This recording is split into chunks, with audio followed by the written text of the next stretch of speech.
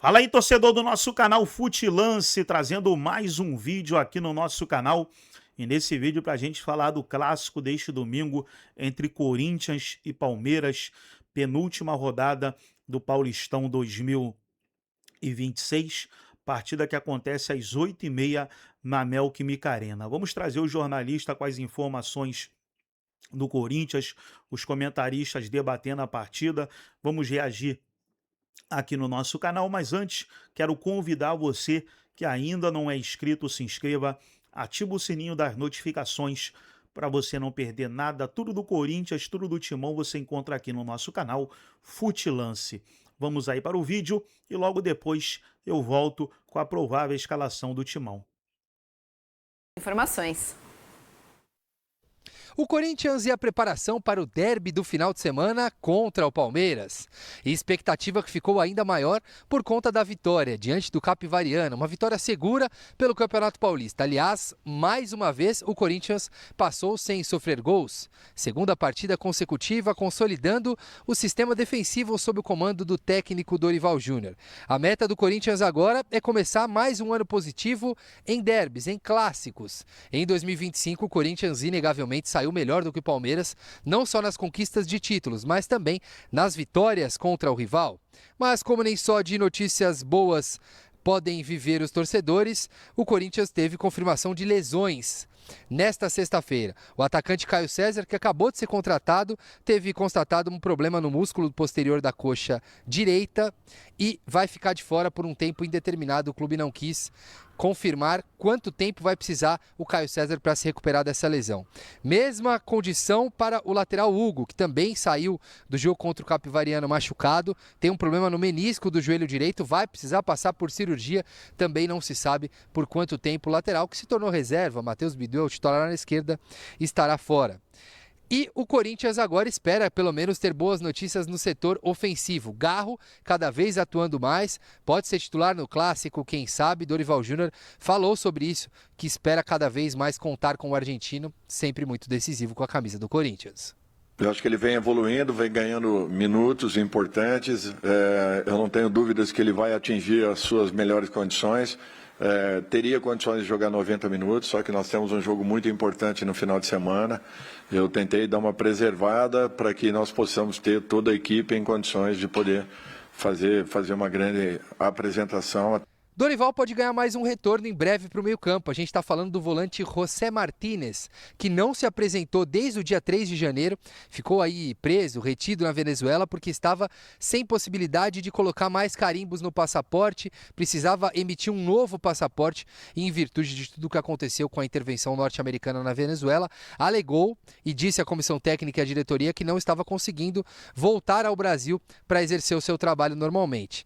Os dirigentes corintianos até entendem o contexto que levou a essa intervenção norte-americana e, portanto, impedindo o Martínez de seguir o rito normal do seu trabalho depois das férias, há o entendimento por algumas alas da diretoria do Corinthians de que a situação do passaporte poderia ter sido resolvida antes. Notícias também do mercado da bola do Corinthians neste começo de final de semana. Matheus Donelli foi emprestado ao Al-Shabaab Al-Ahli dos Emirados Árabes Unidos até o meio do ano. O jogador perdeu espaço depois que Felipe Longo se tornou o reserva imediato de Hugo Souza e Cauê da base também obteve destaque. O Corinthians se preparando para o derby de 2025. O primeiro, como será essa história entre Palmeiras e Corinthians nesta temporada 2026? 2025, o Corinthians se deu bem. Vamos ver então as prováveis escalações para o derby paulista. Olha só os dois times aí escalados. Hugo Souza no gol, Gabriel Paulista, Gustavo Henrique, Mateuzinho e Matheus Bidu. Essa é a defesa do time de Dorival Júnior. Meio campo é formada por Ranielli, Carrilho, André Luiz e Breno Bidon. Lá na frente, a dupla clássica, né? Memphis, Yuri e Alberto. Do lado de Abel Ferreira, temos Carlos Miguel, Kelvin, Gustavo Gomes, Murilo e Piquerez, Andréas, Marlon Freitas, Alan e Maurício, Flaco Lopes e Vitor Roque. É o que o Palmeiras tem de melhor, né? O Palmeiras poupou justamente no jogo contra o Botafogo de Ribeirão Preto, visando esse duelo contra o Corinthians. Óbvio que tinha esse jogo contra o Vitória no meio de semana, né, pelo Campeonato Brasileiro. E aí o Palmeiras conseguiu equilibrar, né, dar carga, no segundo tempo, Vitor Roque, Flaco, todos eles saíram já na reta final de jogo, visando o derby do final de semana. Acho que é um jogo mais importante para o Palmeiras do que para o Corinthians, tá?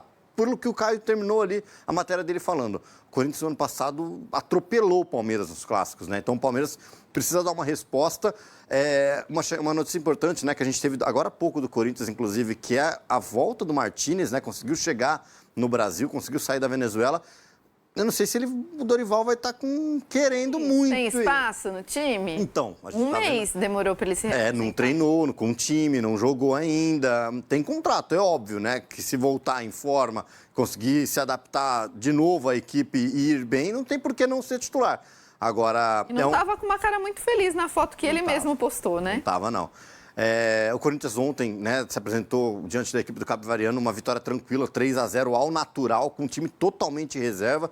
Nem o Hugo Souza entrou em campo. Né? Chamou a atenção de como o Corinthians jogou bem, né, diante do Capivariano, com, obviamente, todas as limitações, né, e a equipe do interior paulista. Mas a gente vê um clássico totalmente aberto, né? Vamos ver se o Garro, que ontem foi titular, domingo, tem a condição de jogar, se ele vai entrar ou se o Dorival vai usar ele como uma arma secreta para um segundo tempo, assim como o Palmeiras, né, que tem algumas peças ali que podem entrar, estão pedindo passagem, mas eu vejo que esse time do Palmeiras, né, nesse 4-4-2 tradicional, que agora a gente se acostumou a ver do time do Abel Ferreira com o Flaco e o Vitor Roque na frente, tem essa possibilidade. Lembrando, mais uma vez, somente torcida única, somente torcida do Corinthians no Clássico Paulista. Eu acho que o Abel pode surpreender e mudar um pouco esse meio de campo aí por causa do meio de campo do Corinthians, viu, Laza? Você acha? Eu acho. Assim, tem opções no banco de reservas também. Pode mudar alguma coisa. Tirar o Maurício, adiantar um pouco o Andréas, colocar talvez até o Bruno Fux ali na cabeça. Volante, como ele fez na Copa Libertadores da América, a gente lembra disso. O Larson, para mim, está jogando muito bem, apesar de ser um garoto ainda muito jovem. É um dos jogadores que o Palmeiras também trabalha com cuidado, né? Que pode ter essa projeção, visando já também uma venda para o exterior. É um jogador que tem potencial e tem muito teto para crescer ainda. A assistência podem conquistar o título? Exatamente esse que é o problema, né? É uma consistência que esses clubes não têm. O Corinthians e São Paulo não tem álibi, tá? O Corinthians e São Paulo não tem álibi. O Corinthians e São Paulo estão quebrados pela própria incompetência, porque eles ganham da televisão ali, de patrocínio, quase a mesma coisa que o Flamengo, a mesma coisa ou mais do que o Palmeiras, enfim. Esses times têm fontes de renda. Antes fosse só incompetência. Pois é, competência, falcatruas e por aí vai, né? Então, esses clubes não têm álibi. Mas, por essas razões, também não tem o elenco, né? Não tem a estabilidade esportiva que o Palmeiras tem, não tem o elenco que o Flamengo tem. Agora, os jogos do ano passado, Palmeiras e Corinthians, Tomás, muito cheio de contextos, né? Quando você olha os números secos, a quantidade maior de vitórias do Corinthians, e o Corinthians ter vencido o Paulistão em cima do Palmeiras e avançado na Copa do Brasil em cima do Palmeiras, quando você olha os números secos, pode parecer que foi realmente um domínio do Corinthians em cima do Palmeiras. E não houve domínio, houve resultados melhores, né? No final do jogo, resultados melhores. Não, mas não é a mesma coisa? Não é a mesma coisa. Eu acho que em poucos momentos desses jogos o Corinthians foi melhor do que o Palmeiras. Mas o resultado acabou caindo para o lado dele. Acho que foram jogos de muito contexto. A expulsão do Aníbal Moreno no Allianz, no jogo da volta da Copa do Brasil, é inaceitável. Ele nem está mais no clube, né? Se antes tivesse sido a única bobagem do Aníbal, né, com a camisa do Palmeiras, aquela expulsão acabou com o jogo. Ainda que a gente tivesse visto um ano antes, menos de um ano antes, o Botafogo ganhar a final da Libertadores contra o Atlético Mineiro com o jogador expulso com 1 minuto de jogo. Então, mas era diferente de contexto porque o Palmeiras tinha que buscar o resultado, né? E aí você está com um a menos. Então, ali eu acho que o jogo ficou muito marcado por isso. E, igualmente, no jogo de Itaquera, na final do Paulistão, as falhas do Félix Torres, que foram livradas, livrou o Félix Torres da execução em praça pública, a defesa do Hugo no pênalti batido pelo Veiga, num jogo que não teve jogo, né? Assim, nos últimos 20 minutos do jogo não teve jogo, tudo picotado, era fumaça no campo, foi uma coisa... Assim, contextos, não estamos aqui tirando mérito de ninguém, mas foram contextos em que o Corinthians conseguiu sair com as vitórias, não é que ele... Né? passeou contra o Palmeiras nessas partidas. Não, foi tudo bastante duro.